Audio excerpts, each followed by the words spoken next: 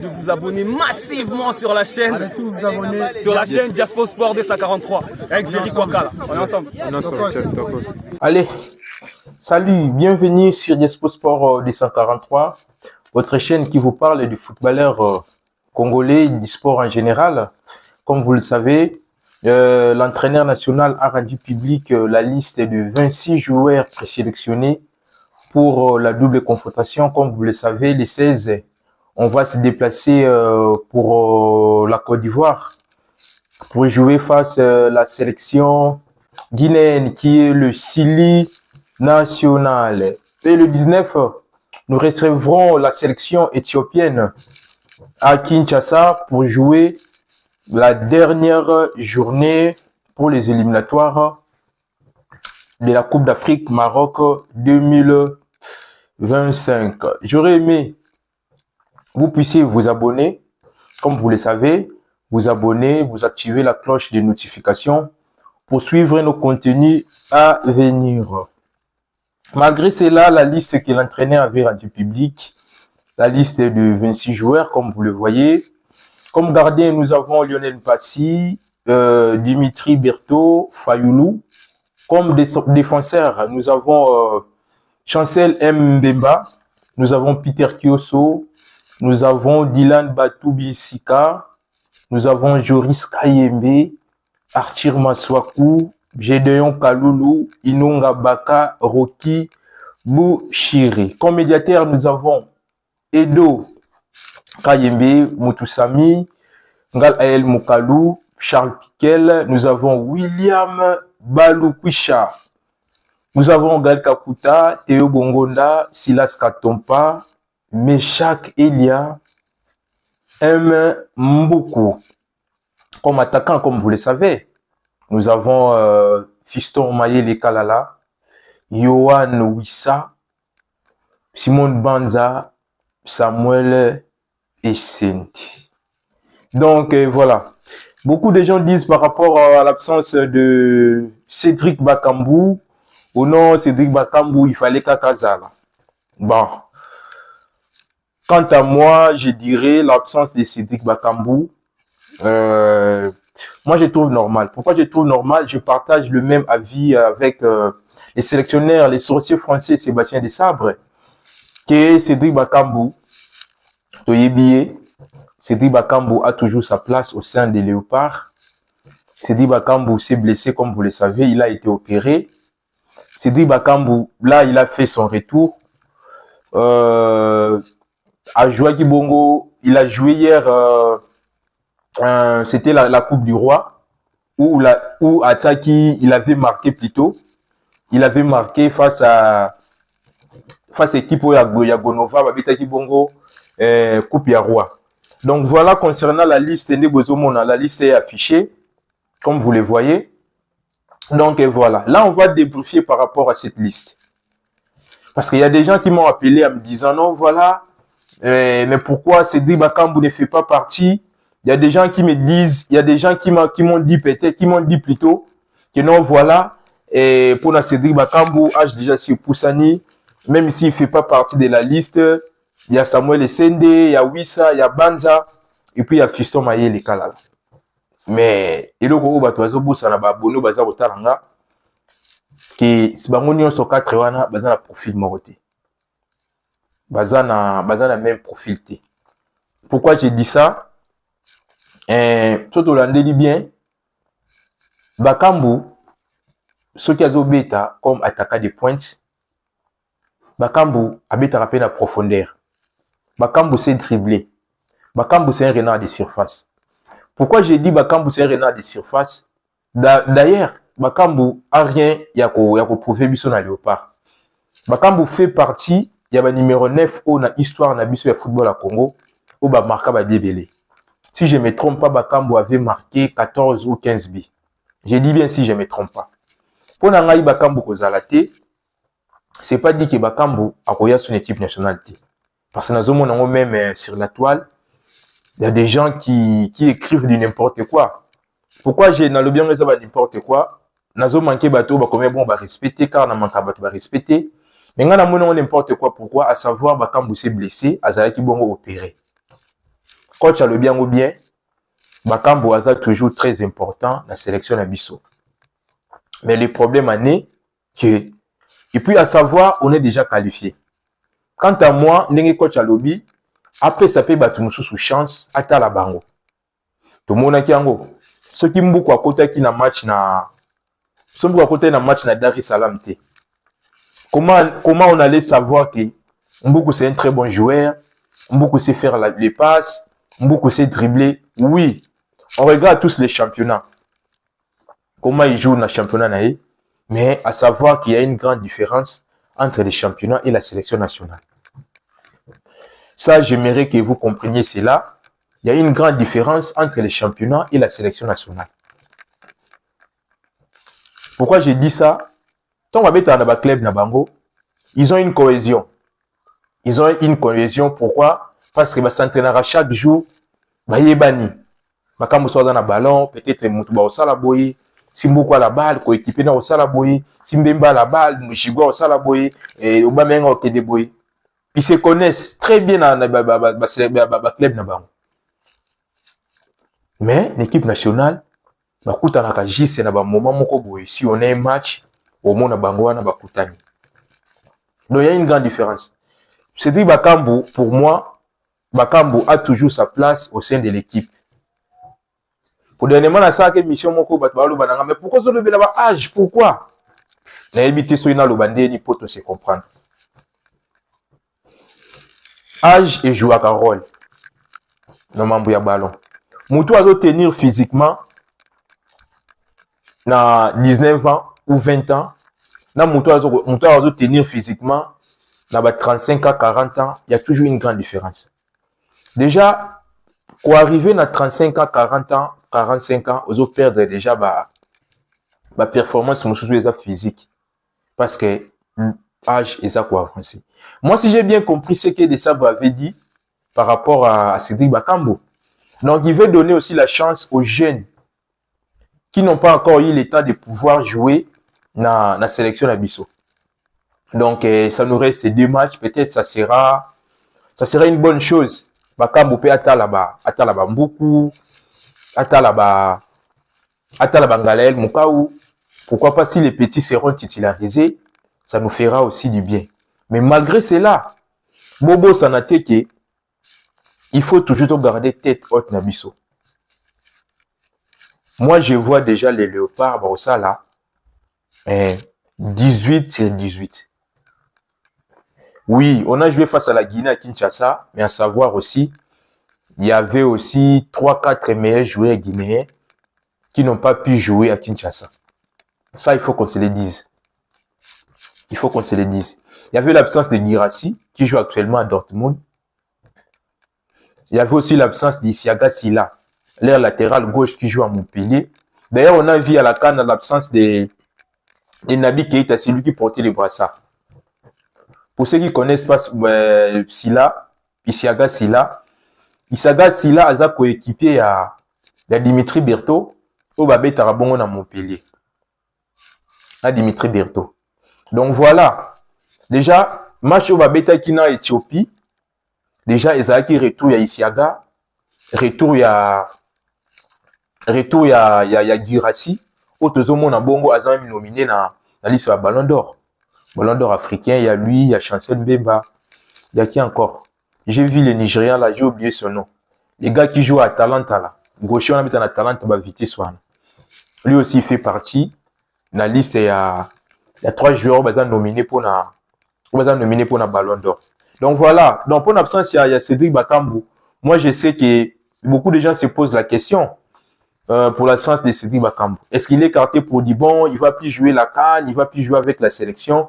Moi, je vous dis non. Pourquoi je vous dis non? Moi, j'avais suivi ce que Desabre avait parlé par rapport à non-sélection, il y a Cédric Bakambu.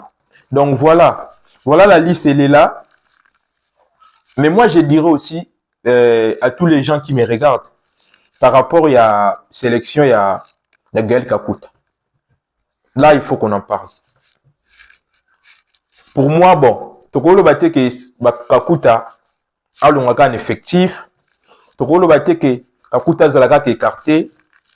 Azaka écarté ka bongo sans eloko moko, peut-être ça sera un manque de respect par rapport à sa valeur, par rapport à ce qu'il a fait pour la République démocratique du Congo. Nous tous on a vu, il a bien joué la CAN. Il a bien joué la CAN, sauf qu'il s'est blessé. Ceux qui bongo peut-être tout le monde a performance moussous. Il a bien joué la CAN même face à l'Égypte. C'est lui qui faisait les jeux au niveau du milieu du terrain. Il arrivait même à organiser les jeux, faire le pass, prendre la charge et équipe. Donc voilà. Mais pour Gaël Kakuta, j'ai pas un problème avec lui. Moi, j'ai fait mes analyses étant analyste. Mais pour moi, je dirais, pour Gaël Kakuta, en tout cas, coach, faut un mécanisme quota la sélection à Gaël Kakuta. Donc, coach, faut un mécanisme vraiment quota la namu. Sélection, il y a Gaël Kakuta. Sélection, il y a Gaël Kakuta. Donc voilà. Ils ont dit na Bouchiri. Bon, on a dit que match à Guinée, ils ont Makassi. Et puis la Guinée aussi, je ne pense pas que la Guinée aussi, Bakoya na Côte d'Ivoire pour se laisser faire. À savoir que nous, avec la Guinée, si j'ai encore une bonne mémoire, on a joué un match, c'était à la CAN 2004. Quand 2004, nous avons la Tunisie, nous avons la poule moko, Ezaki Bisso, Guinée, Rwanda, Tunisie. Voilà. Match entre Beta Yango, 3 matchs, 3 gardiens. Puis tu gagnes na CAN 1. C'est Trésor Loa qui avait les brassards. C'est Trésor Loa qui avait les brassards. Vous imaginez, tu Beta même na Rwanda. Bato ba na bonne mémoire, baby match wana. CAN 2004. Ils ont la plus mauvaise CAN au Yonga Natala. Guinée Ghana biso bon ils ont D1. Après wana jusqu'à Lelo, ça fait 20 ans yango yo. La Guinée n'arrive plus à nous gagner. Tu beta bango tango yibenge. Tu beta bango tango ya yibenge. Tu beti bango batan ibele. Donc voilà, Guinée peut avoir se laisser faire té. Alors se laisser faire té, Guinée peut avoir le qualification naé. Pour ce Guinée gagné biso, Guinée a comme bon na 9. Tanzanie sera gagné à comme bon na 7 points. Et puis match na biso ya suka ezala bon en Éthiopie, match ya suka ezala Guinée na Tanzanie. On ezala bon ba rowelela. O ezala bon qualification na bango. Donc je parlais des temps de jeu. Même pour Rocky Bouchiri. Rocky Bouchiri aussi plutôt. Aza Kamorona nani.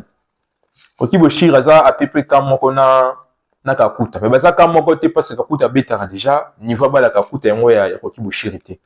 Na yoki bato ba komelinga mais il faut aussi analyste le bel appel sur le problème ya Bouchiri. Oui, tu relevé la problème à Bouchiri. Mais les premières années Rocky Bouchiri pas dans la première temps de jeu na club naé. Et puis, à part le problème temps de jeu, match au Tobetana Guinée, et un match Makassi. Pourquoi j'ai dit on va jouer face à la Guinée, ça sera un grand match par rapport à l'effectif guinéen. Les Guinéens vont renforcer ou ils ont un bon effectif là-bas. Ils ont un très très bon effectif. Un très très bon effectif plutôt. Par rapport à la rencontre de Biso, va considérer. L'effectif, tout le monde va jouer au Bazagi, on attend les bino. Girassi, Isiaga Sila, nani. Donc voilà. Les matchs, moi, je ne pense pas qu'il y ait des sabres peu risqués. Il y a qui sabon aux alliés Rocky Bouchiri. Parce que, ce qu'a ça libéré mon niveau axe central, Topoli soit soit 3 billes ou bien 2 billes. Dans les pseudo lignes l'équipe. Dans moi performance auto sali. En tout cas perdre face à la Guinée na babi belé. Bien Guinée ça sur 3 billes pour nanga yozama manque respect. Pour nanga yeza lokola toko kita. À savoir que to le capito avancé dans classement ya FIFA. To le capito avancé pe na classement plutôt ya Coupe du monde. Ya monde. To avancé pe na classement ya 10 Afrique, parce que jusque là, tu as 10e. Et ça peut bien, après les éliminatoires, to mi bongo na sur 18 photo yapé dans le classement ya FIFA to yata na ba pourquoi pas ba 5 premiers ba 6 premiers 6 premières nations, pourquoi pas voir que titularisé Rocky Bushiri dans match wana en tout cas na bateau ba 5 to le Rocky Bushiri moi je ne pense que ils allaient évidenter ils allaient vraiment évidenter pour titulariser Rocky Bushiri à savoir na CAN to moni ndenga betité l'éliminatoire à Coupe d'Afrique yango eza jumelé na Coupe du Monde Rocky Bushiri a betité kozwamba moko Rocky Bushiri kotaye na match ya Guinée et kozwa match mo makasi ni notre le banabino par rapport à joueurs guinéens oyo bazongi mais c'est pas des petits joueurs voir Guirassy ou azot beta bon Ligue des Championnats Dortmund azot sa babi ou azali nominé na Ballon d'Or ko bansamba mo Rocky Bushiri na match wana pona ngai vraiment ils allaient évidenter donc soit on joue face à la Guinée après quand on va recevoir l'Éthiopie en Kinshasa pourquoi pas Sébastien Desabre pense aussi à titulariser Rocky Bushiri. Donc voilà concernant Rocky Bushiri, on aimerait voir Rocky Bushiri jouer. Mais moi j'aurais aimé qu'il joue à Kinshasa quand on va recevoir la sélection éthiopienne. Donc voilà. Moutoumou peut le Belenga, vous parlez toujours, il y a manque à temps DG à Rocky Bushiri. Tant DG à Chancel Mbemba le Belangote. Mon frère n'a pas répondre parce que je lis toujours les commentaires. Par rapport à ce que j'ai dit, j'aurais aimé que beaucoup commenter na commentaire. Ni toujours to salaka nde na lobaka na sala ke mission oyo banalise o na sala ngonga mote. To sala banalise oyo na bino batu botalanga. Na za mutu na lobite ke bino batu botalanga na yebi koleka bino na lobi bongo te. Parce que na zo su commentaire à mutu mo zo lobalanga ah nyoso ka yanga no komi vraiment. Na yebite frère. Na yebite frère eza analyse. Donc frère oa komele ngai na ebité soki toza ko se comprendre par rapport ya mo na zolo ba analyse donc na kolo bandenge nini na mépriser oté na lobité ko yebi mo analyse té mais j'aurais aimé que mo analyse wana to comprendre ngo ngana yo parce que quand on fait ba analyse oyo to ça la analyse analyse les allo quoi so moyen tous entendre sur moi to vendre des personnes dans mon plateau tant to ça analyse c'est comme moi débat les ara na classe kala to ça ba dissertation boyi introduction développement boclore donc aux ara sujet moto bandika mbamba moko bon pe ça ba pour tout le monde a commenter à discuter affirmer faut pe ça ba pour pe si ba nini donc voilà donc on a to loba na yibi ko les cabinoté so ina le barato commenter parce que tout évoluer donc un souci na biso ezali ke to zape na poso to mona léopard na biso to beta bon coupe du monde pourquoi pas aussi gagner la CAN on a des très bons joueurs au peut-être pour gagner pe CAN na ba joueurs wana des fois on se minimise hein biso monka to za on se minimiser ou non Congo coupe du monde to reçoit 7 papa vous pensez que Maroc a ma casse les kabiso non ils a cohésion équipe wana Oumeli ils a sérieux bango baté prévané pe biso pe équipé Oumeli to bandi ko Oumela les mêmes joueurs bazaki na botoyé na ba on a CAN on continue on joue les éliminatoires avec et puis on va aussi jouer la coupe du monde la CAN avec et so bino boso croire na bino te to beta coupe du monde en tout cas na zo croire na to beta coupe du monde parce que ça qu'on a la confiance ya ba joueur nanga na confiance ba joueur nanga ou na za na bango donc voilà pour Chancel Mbemba na premier temps de jeu oui mais Chancel Mbemba ils appellent na Ngassé ou azalaki coach na tout le monde coach à Côte d'Ivoire azaki limogé bongo pendant la CAN. Après la CAN il a rejoint Oezaki bongo l'Olympique Club de Marseille option totalaki c'est lui qui était l'entraîneur Chancel Mbemba na Marseille. Après Marseille à Longwaki tout le monde qui Marseille a changé d'entraîneur rebelle Bagatuzo bayaki papa Ngassé balekaki nande siko bazana des herbies. Donc voilà. Les vieux et coach wana plutôt azana Montpellier, il y a zaki bon pour ça Chancel Mbemba. Et Chancel Mbemba a décliné offre wana. Jusque là, Chancel Mbemba a fait aucune émission pour parler de ce qui se passe entre lui et les dirigeants marseillais. Donc Yemom Tayebi, ni nezolekela ye parce que même biso tozosala banaliste tozoloba eza na babilo mosusu oyo biso toyebi te ka oye moko ayebi. Donc voilà, concernant la liste, il est là. Mais pourquoi pas coach pas pour sa chance na titulariser bango. Oui. Même ngade na loba toujours na moins plaisir moko boy. Pourquoi j'ai dit ça? Normalement on a effectif na biso on a un effectif moko o eza lelo oyo effectif moko eza tokobo ya moté. On a des très très bons joueurs, on a des très très bons jeunes joueurs, comme vous le voyez, comme vous le savez aussi. C'est pas que bozo mona mais toye bipé.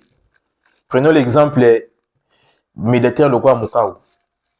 Médiateur loko la Noah Sadiki. Comme j'avais dit dans l'émission précédente que tozana jeunesse moko tozana jeunesse moko boy o baza quoi assurer biso baza quoi assumer. Mais moi je pense que entraîneur mtawasa musala nae je ne pense pas qu'il y aura beaucoup de changements à l'équipe nabiso. Comme baloba toujours, on ne change pas l'équipe qui gagne mais on modifie. Peut-être Sébastien Desabre aurait modifié. Alors bien aurait parce que tu éviter ce qui a modifié. Tu sera modifié. Donc voilà. Donc total Sébastien Desabre yende mutu à Salara Makambang. Mais de voir aussi des buts par rapport à titulariser ba jeune wana. Déjà total kindenge mukawa beti. Total kinde mukawa beti, total mukawa no beti na championnat. En tout cas titulariser Mukau pour Nanga ça sera aussi une très bonne chose car total championnat, total Ligue des Champions, total des Mukawa Zobeta. En tout cas, le petit, il est au top. Petit Azali Kolo. Mukau Aza au top. Mukau Azali Kolo. Il est un peu Noah Sadiki. On regarde tous l'Europa League au Ezobeta. Tout un autre beta na club Azali Kolo. Mais moi, je pense que Tana Bango et Koka. Tana Bango et Koka. Tana Bango et Koka. Batope Baki, oh non, Mukau, l'émission Tigoleka. Oh non, Belgique, on a vu Mukau. Ndenge na affirma ki bino ke Mukau jamais avec Robert na Belgique. Na lobaki jamais parce que na yebi Mukau tino na sola na été. Ozomona muto ana posa ya ko servir bon o ezali. Depuis démocratie du Congo ezamboka na ye. Bomona ki message à komaki na page na ye tant azali sélectionné. Bato ba suivra na page ba ke kotala. Il y a un affirmant qui par rapport à tout ce qui se disait na toile on se retende donc voilà, titulariser les Baba Nawana, moi je pense qu'ils finiront toujours à être titularisés par Sébastien Desabre parce que bazabano ba jeune ba âge na ba monde na hotel koloba ba kobeta 6 can 7 can na biso voire même 3 coupes du monde parce que baza toujours ba jeune dans 12 ans mon cas aux na 32 ans ndenge moko na Noah Sadiki donc ils peuvent jouer 6 cannes avec nous. Ils peuvent aussi jouer 3 Coupes du Monde avec nous. On joue plutôt la Coupe du Monde 2026.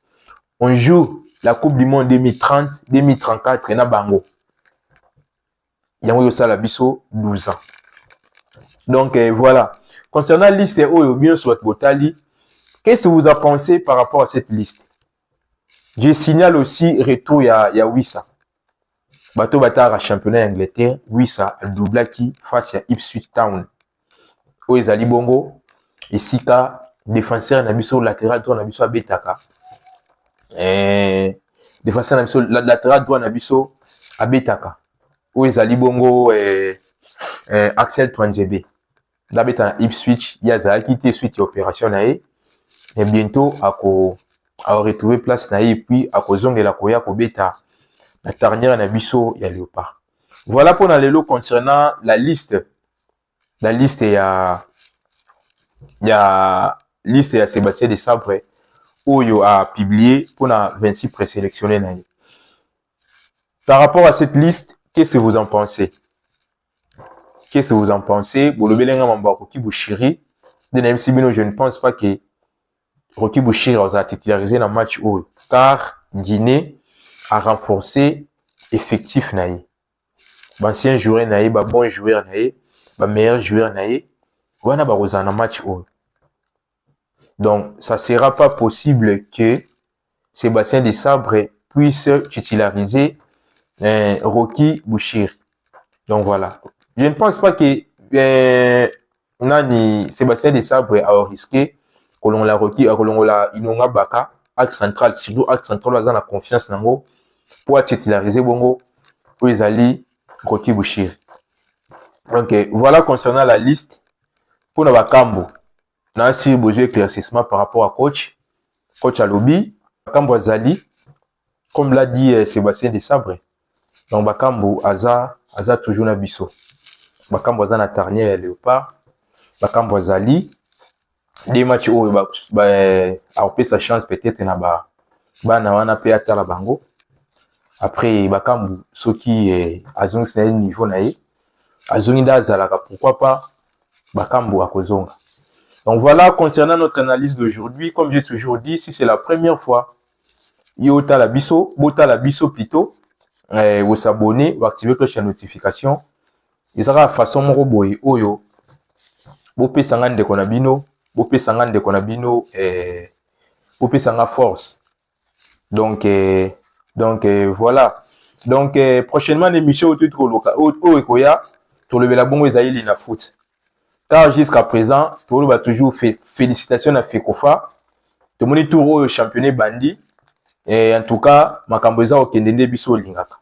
Bientôt Chan, restez branché sur Diaspo Sport 243. Tout le belabongo au Ezaï Léopard Chan. Bon, on peut avoir mis qui liste. Tout le Léopard Chan. Tout le Belalina Foot. Tout le Belapé Coupe d'Afrique au bientôt. Ba club Nabiso et Banda Robeta bon ba match. Donc, merci pour l'analyse d'aujourd'hui. Donc, tout ça, Libongo. Tout le monde a Libongo prochainement dans un nouveau numéro. Et puis, dans une nouvelle information. Donc, voilà. Merci.